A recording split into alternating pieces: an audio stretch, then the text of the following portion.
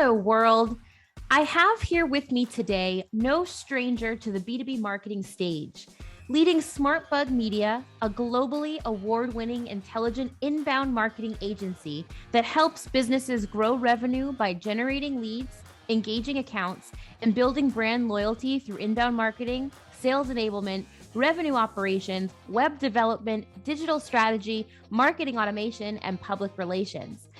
Now, prior to her role at SmartBug, she was actually the VP of Sales and Marketing at Allbound, a PRM software as a service solution provider, where she was responsible for developing and executing an inbound demand generation strategy, raising brand and market awareness for Allbound, and channel sales and marketing.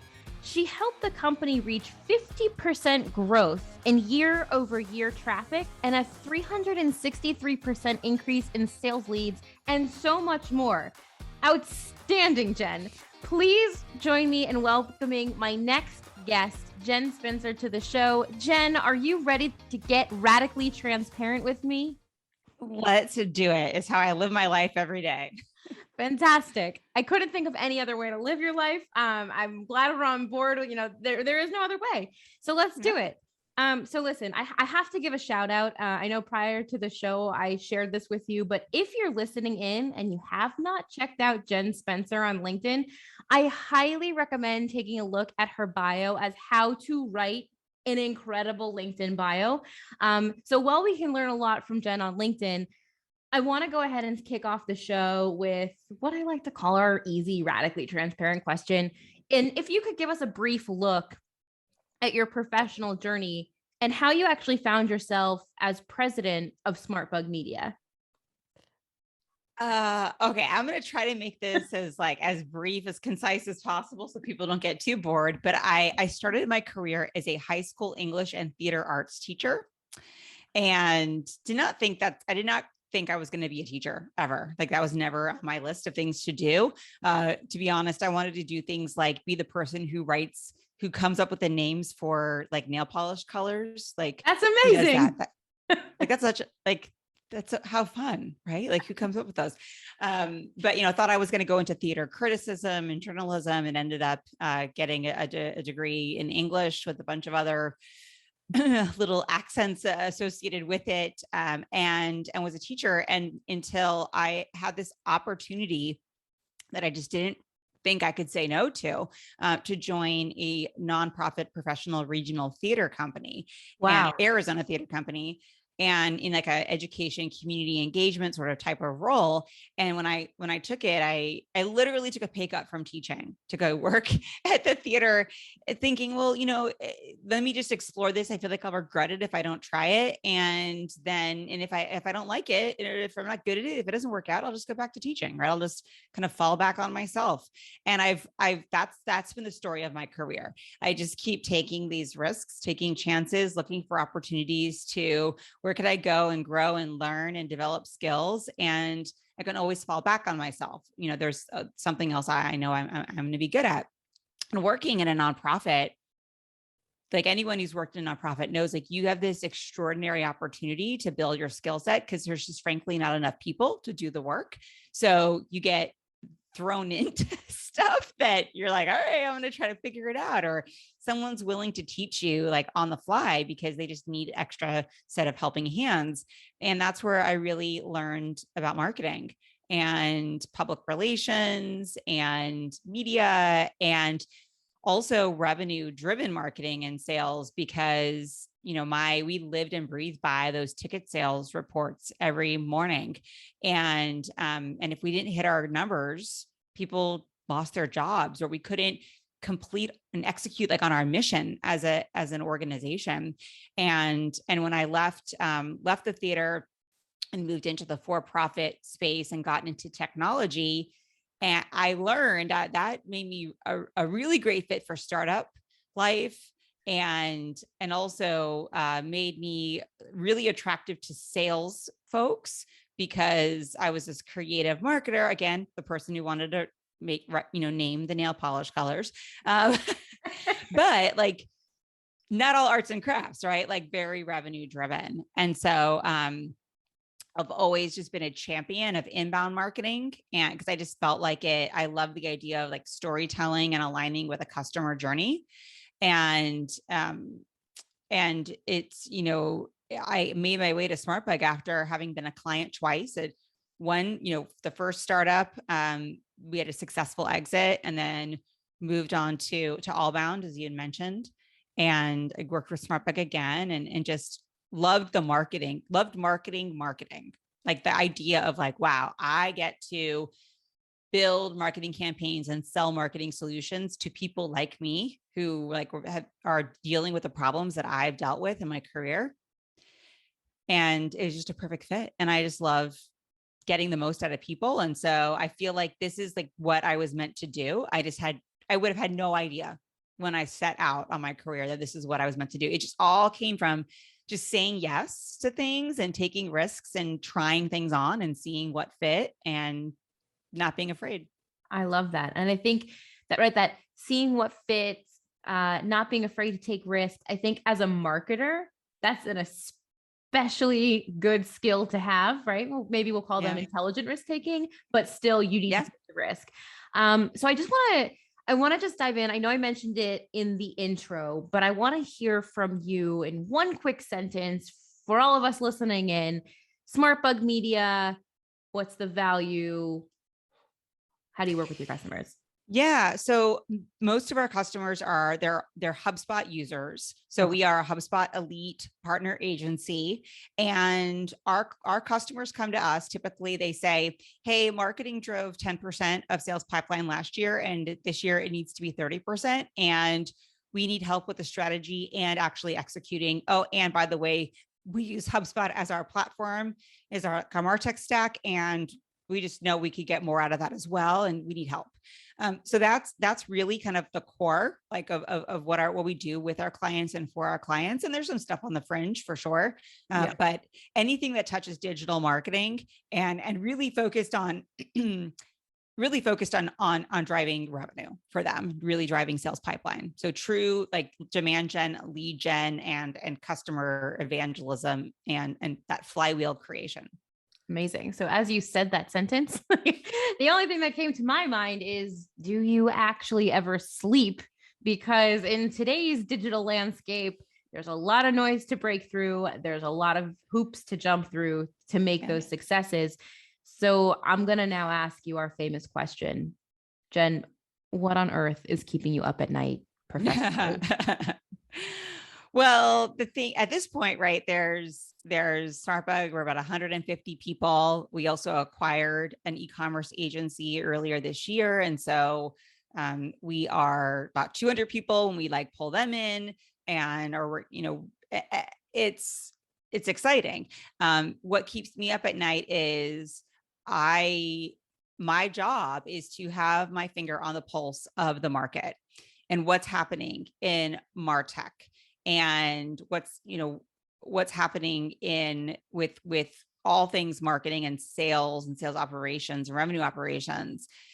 That's sort of my job. I've got this amazing team that's executing on these strategies, but I got to make sure, like, where do we make investments in our business, and how do I know, right? Like, how do I predict, like, well, this is what's sort of coming next, and this is where we need to double down, because as an agency, our clients expect that we're ahead of the curve. Our clients expect that we're going to know something before it really kind of hits them. And that's what we aim to do. And so I stress out about, like, I think I have pretty good instincts, and I've had good instincts on this, over the years. It's been proven, but shoot, like, it's just a lot of pressure, right? So that's the thing I worry about. It's when you do have to take risks, and it's one thing if it's just you and you're taking a risk on your career, or, like joining a company or exploring an educational opportunity.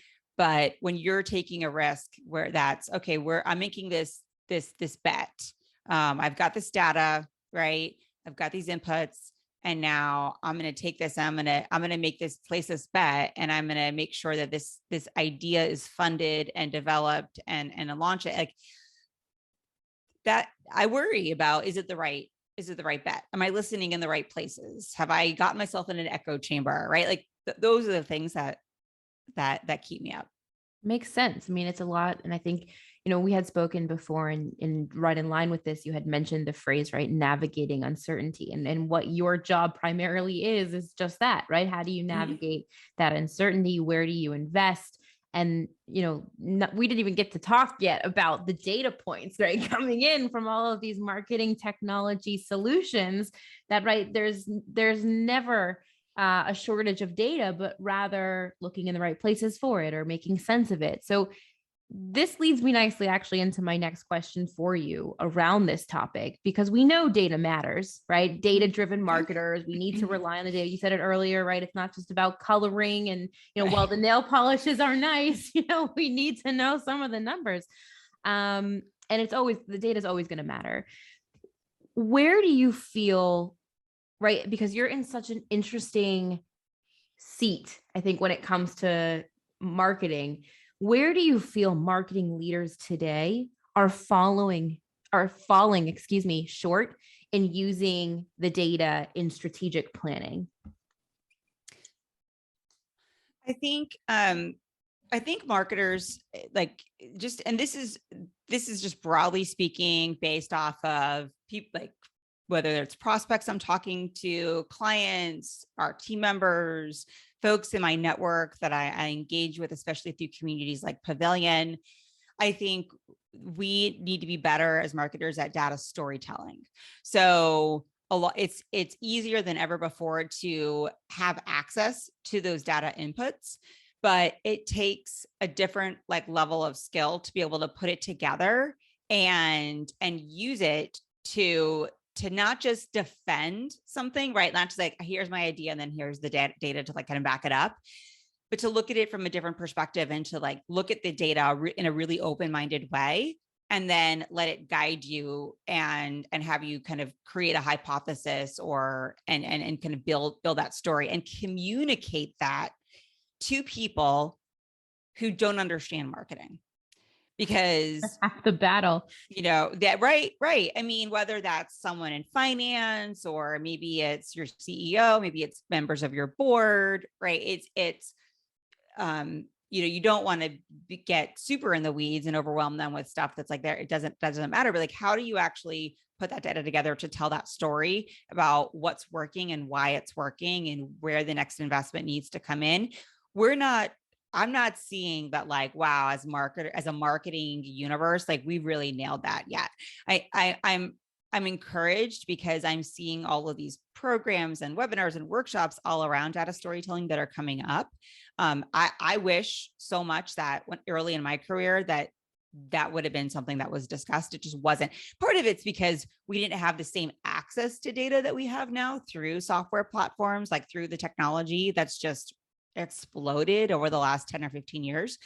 But I think that's an area that, we need to continue to improve. I would have to agree with you on that. Data storytelling, there's a lot of power in it, but as marketers, I think we do have some work to do.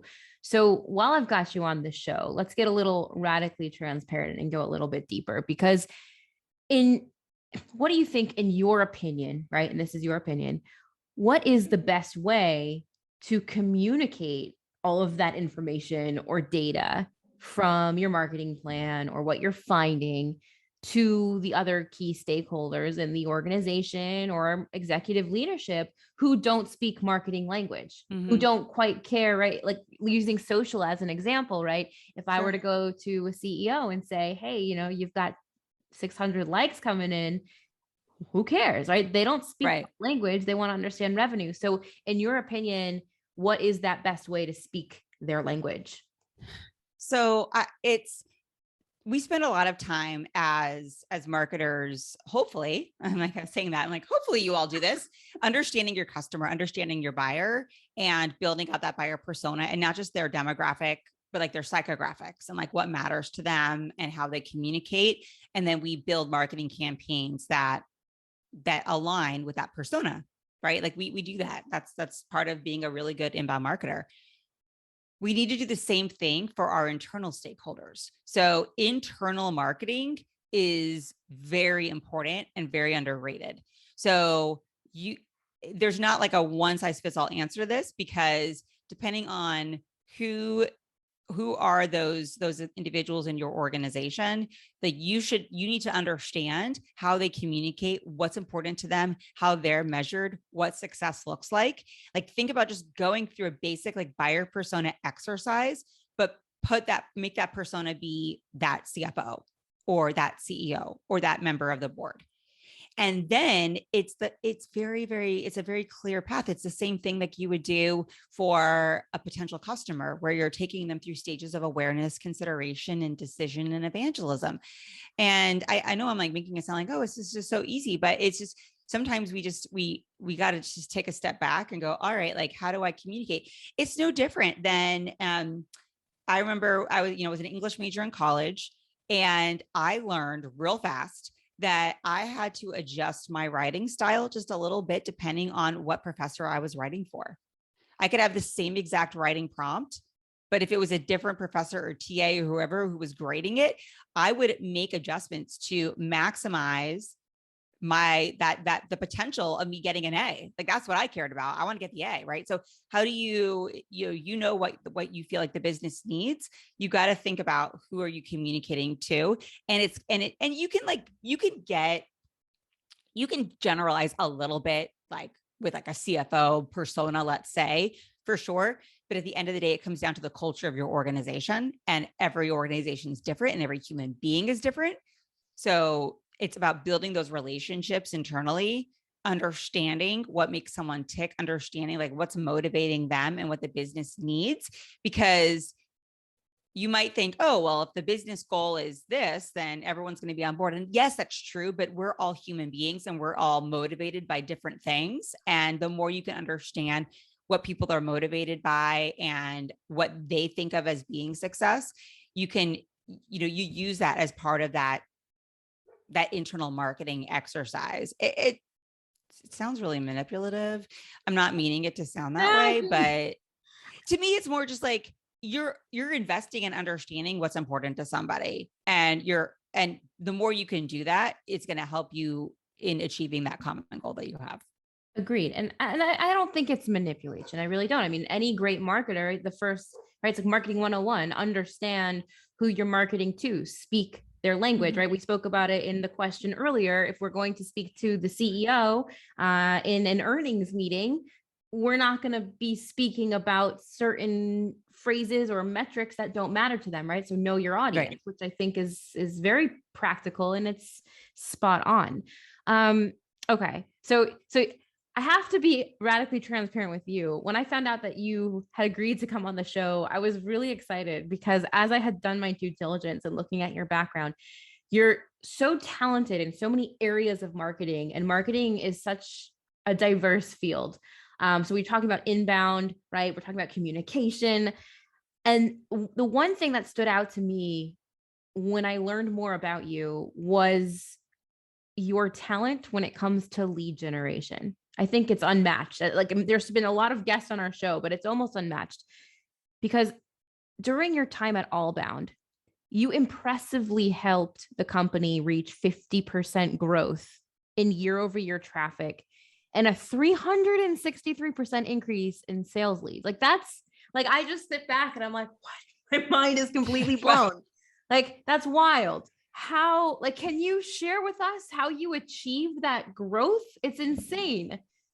Well, I think so. I appreciate that. I mean, remember when it's a startup and the numbers are small, it's easier to get those big old numbers than if I was working for like a major enterprise company. Right. So, I mean, just kind of putting myself in check there, but it was super challenging because we were starting from nothing. Yeah.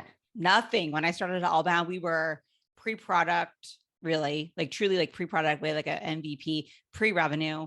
So basically a couple people had an idea and some free office space and got a little bit of seed funding. And I was like, let's go make something happen. So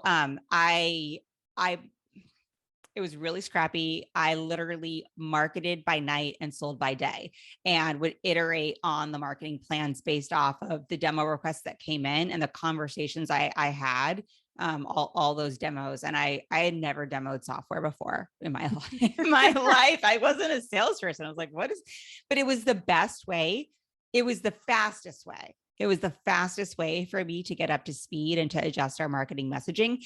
And I also had the advantage of that part of the market being really laggard.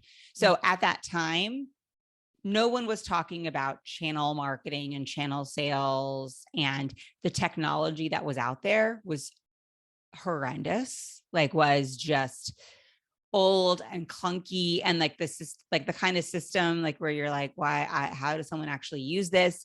And our software was beautiful and felt like you could breathe in it, and it was more evocative of like what Netflix or like the Apple Store, like something like that would kind of look and feel like.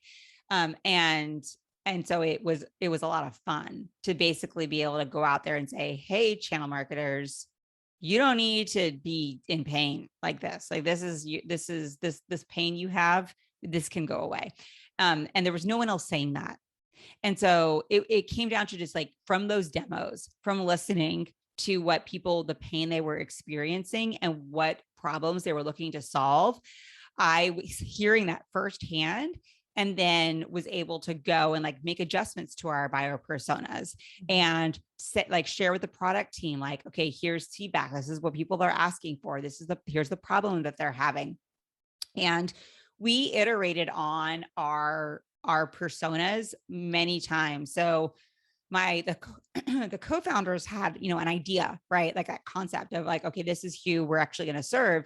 And I took that in, but then as I found, and as I met people and I made these discoveries, I would present back to that small team and say, okay, this is actually who we're really selling to, and this is what their problems are. And I didn't get pushback. I mean, it was, okay, great. Yeah, let's adjust. And we just kept making those little tweaks. So we didn't set and forget our personas. We didn't set and forget our ICP. We discovered, hey, we have this like really strong foothold in like the security space.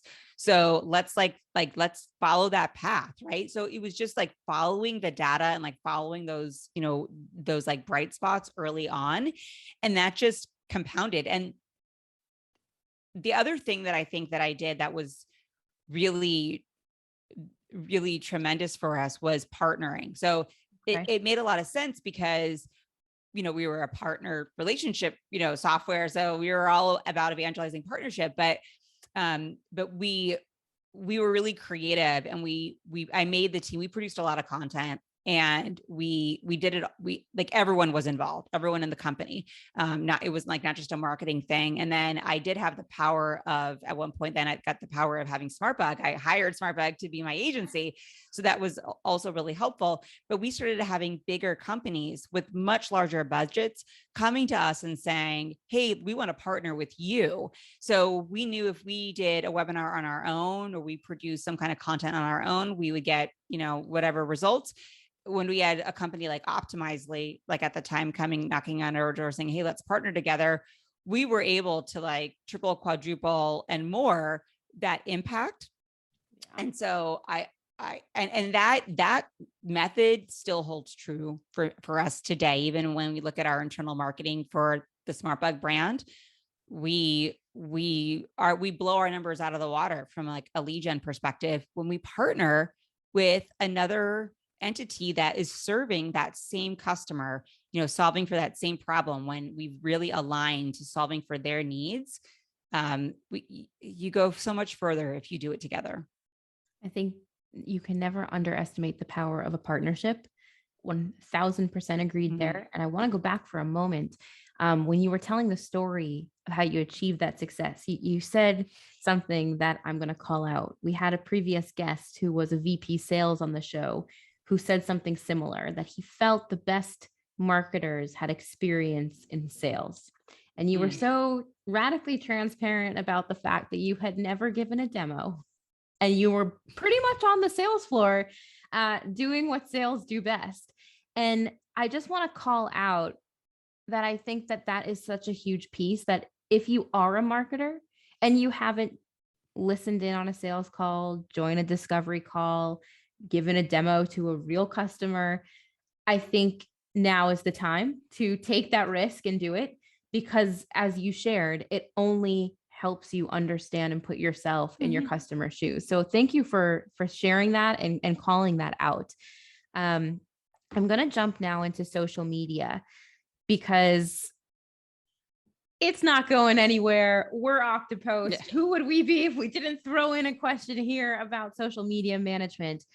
But being that you're an agency, and I know you probably see a great deal of diverse marketing teams and how they function, where do you feel the social media manager or social in general should sit in the marketing function? Should it be owned by the content team, the lead generation team, neither, both, someone else? Jen, help me out.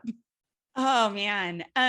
So I mean, I'm a pretty scrappy marketer. So, and I've always been that Swiss Army knife marketer. So I'm a big believer in like, it needs to fit wherever you need to fit it, really, like at the end of the day.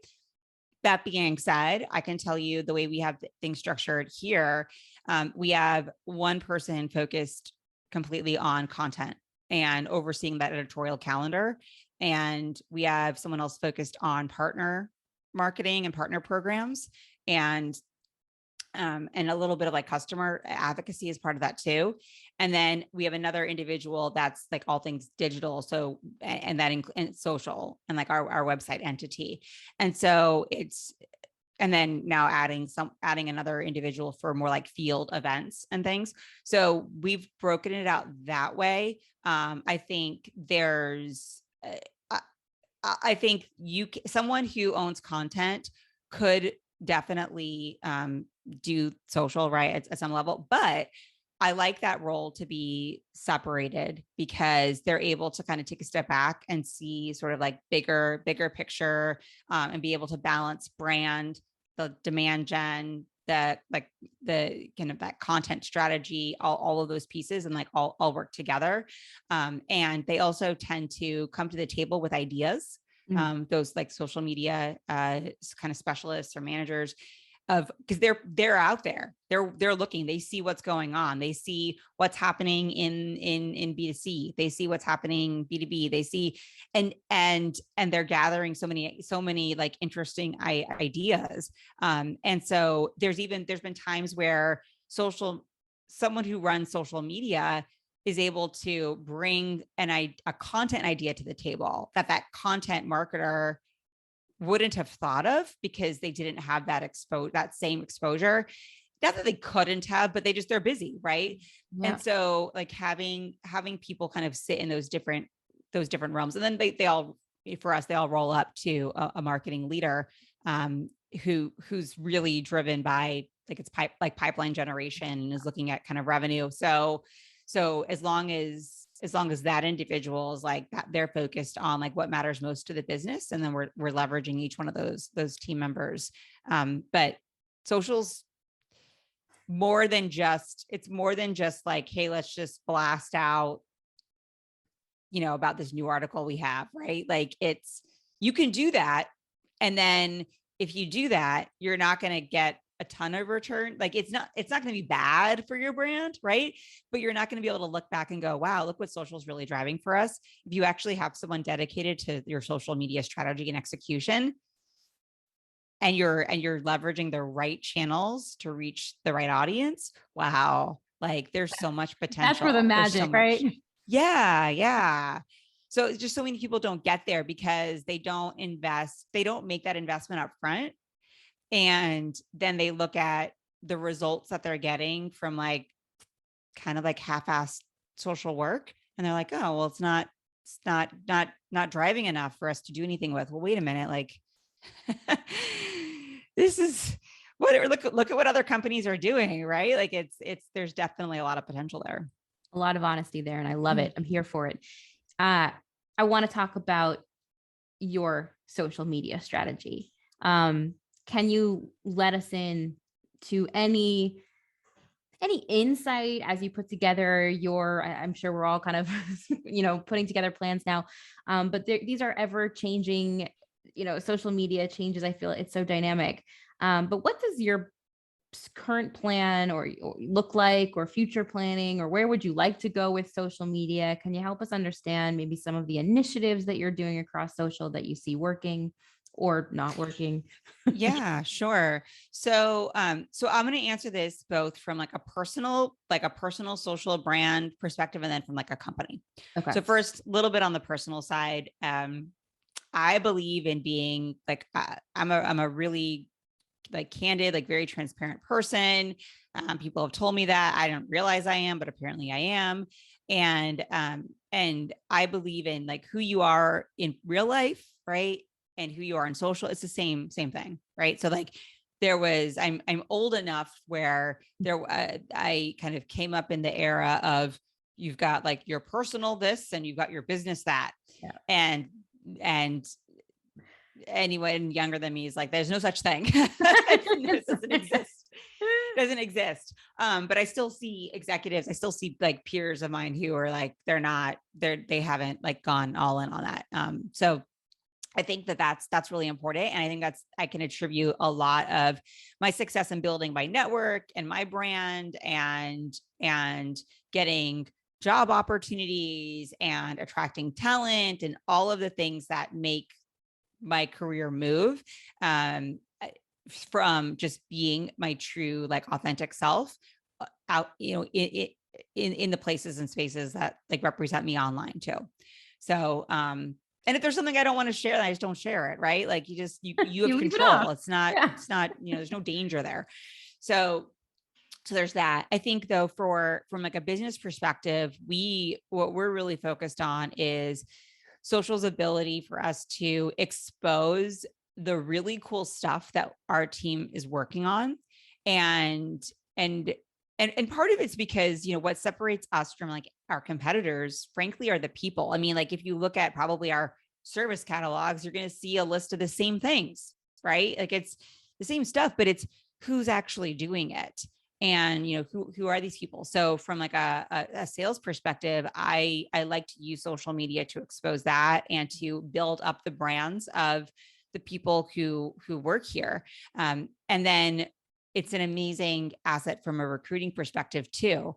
So we're doing more takeovers. Whether it's like Instagram story takeovers of team members talking about like how they balance their day being a new mom and having a really challenging career, or it's people who are going to an event, a conference, and it's kind of like letting them in on what's happening.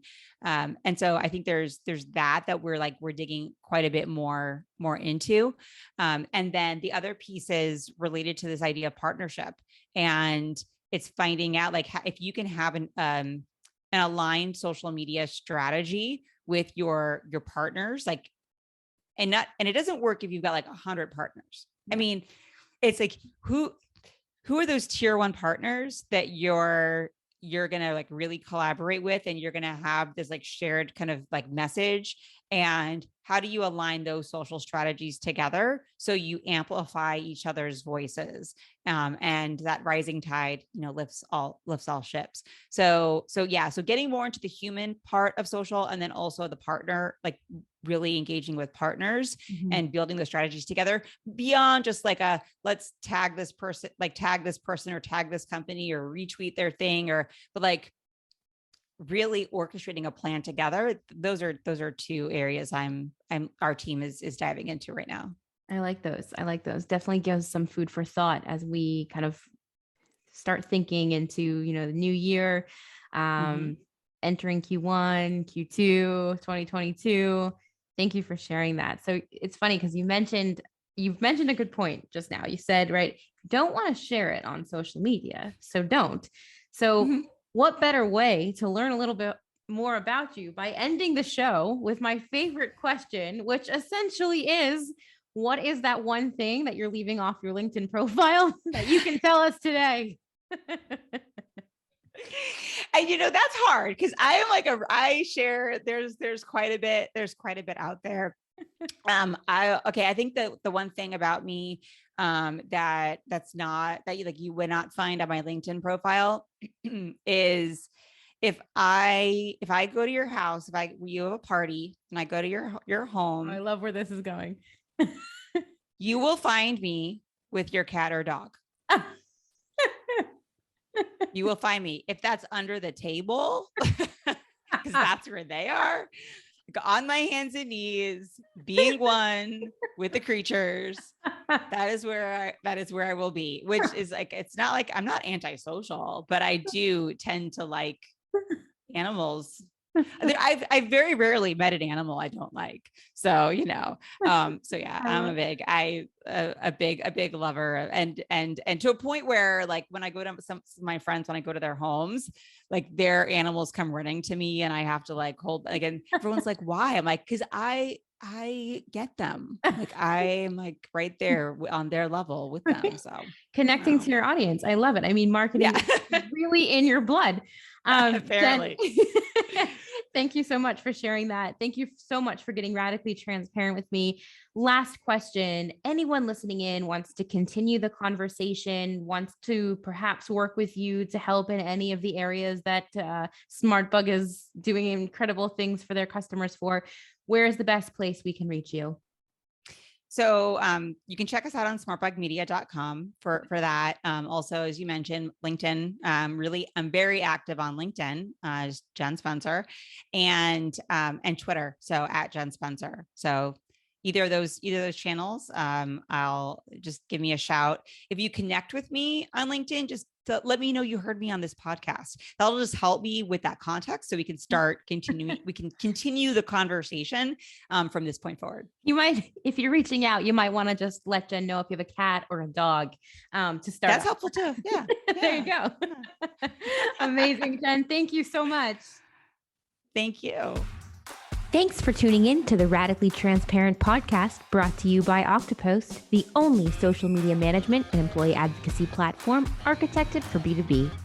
I'm Jennifer Gutman, your host and director of social strategy here at Oktopost. And if you love today's show, we'd love if you subscribe, rate, and give a raving review wherever you get your podcasts. For more discussion on B2B social media marketing, be sure to follow Oktopost on LinkedIn. And of course, to gain access to all our free social media marketing and employee advocacy resources, head on over to our website, www.oktopost.com. Until next time.